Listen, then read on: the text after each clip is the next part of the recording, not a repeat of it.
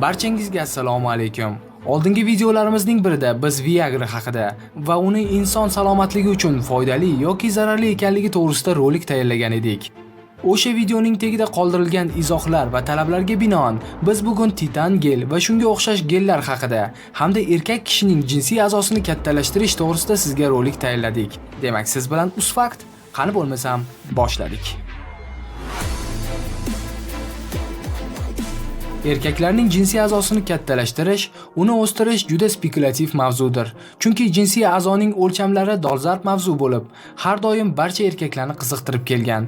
Erkak kishining jinsiy a'zosini kattalashtirish haqidagi dori vositalarini biz tez-tez har xil saytlarda, Telegram kanallarda va qolaversa YouTube olamida keng ko'lamda reklama qilinayotganini ko'rishimiz mumkin.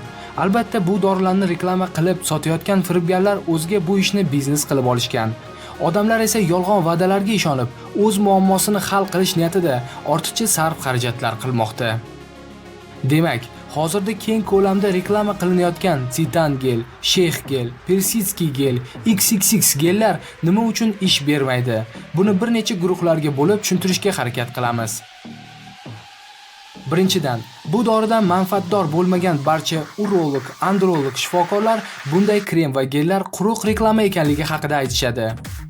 Ikkinchidan, keling misol qilib ko'raylik. Agarda rostdan ham bunday dori bo'lganda, bu preparatning narxi kamida 1000-2000 dollar bo'lar edi.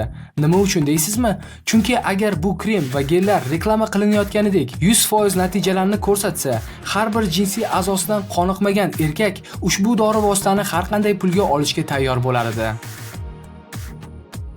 Uchinchidan, Titan gel va shunga o'xshash dori vositalarining rasmiy saytlarida mana bunday yozuvlarni ko'rishingiz mumkin. Agar Titan gel sizning jinsiy a'zoyingizni kattalashtirishga yordam bermasa, hech bo'lmasa jinsiy kuchingizni kuchaytirishga yordam beradi. Bu esa ko'rib turganingizdek har qanday erkak kishi uchun ortiqcha emas. Demak, bu gel vositasi reklama qilinganidek 100% ishonchli degani yolg'on ekanda. Titan geldan foydalanish bezarar.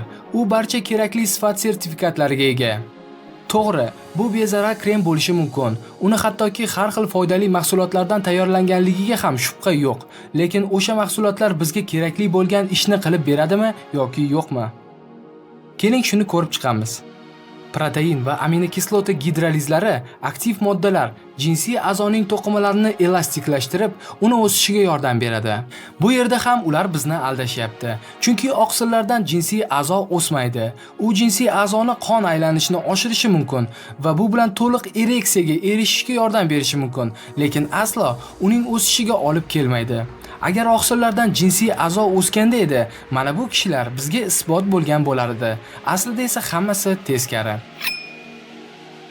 Bu vaziyatning barcha bema'niliklari menimcha mana bu yerda yozilgan bo'lsa kerak. 7-10 kun davomida jinsiy a'zo sezuvchanligi oshadi va 1-2 sm ga o'sadi. 20 kundan keyin esa jinsiy aloqa uzoqligi 2 barobarga oshadi deb yozilgan. Shu yerda to'xtalib o'tamiz. Demak, butun dunyo shifokorlari va ko'pchilik dori vositalar jinsiy aloqani uzaytirish uchun sezuvchanlikni kamaytirsa, это знают даже дети. Bularda aksincha sezgirlikni oshirish yo'li bilan jinsiy aloqani 2 barobarga uzaytirishar ekan.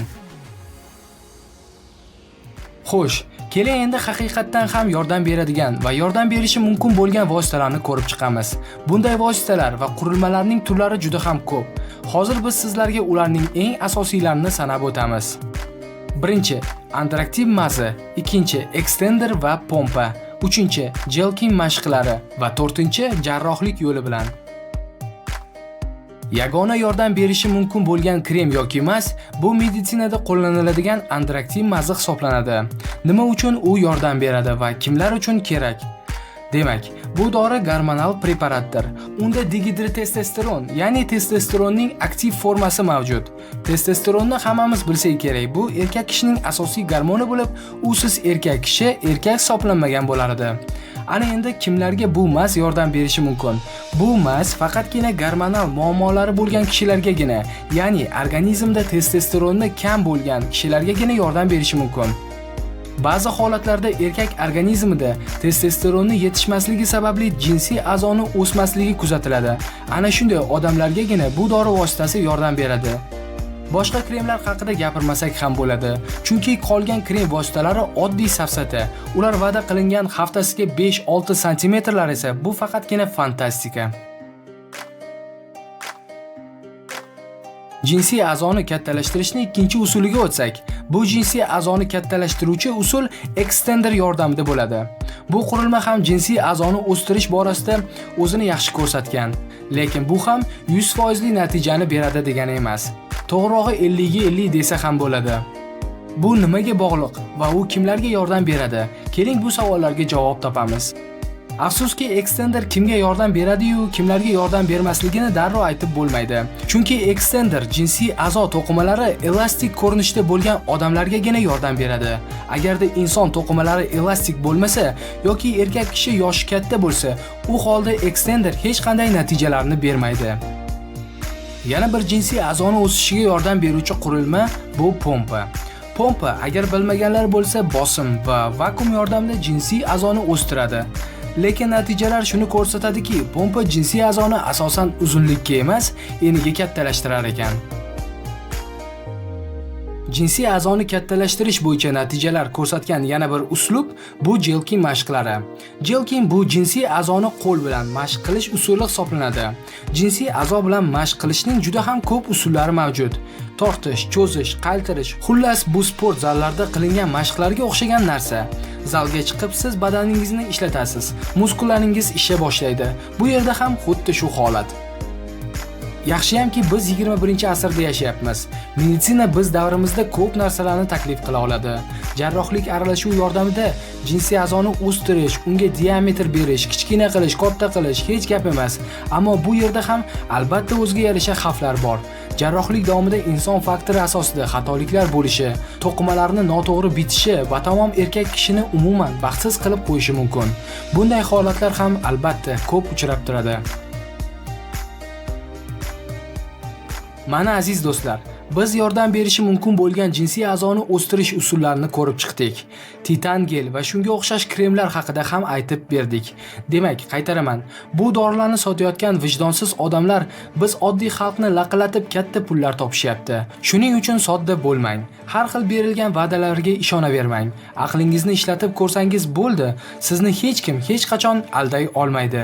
Reklama qilinayotgan hech qanday Titan gel, Sheikh gel va boshqa millionta dori vositalari jinsiy a'zo o'sishiga yordam bermaydi.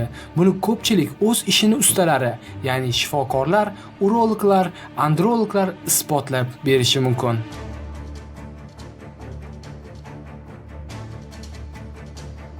Mana videomiz ham o'z nihoyasiga yetdi. Agar video sizga yoqqan bo'lsa, like tugmasini bosing. Qandaydir fikr yoki mulohazalaringiz bo'lsa, kommentariyada yozib qoldirishingiz mumkin. Yangi videolarni o'tkazib yubormaslik uchun kanalimizga obuna bo'ling. Siz bilan UzFakt. Keyingi videoda ko'rishguncha sog' bo'ling do'stlar.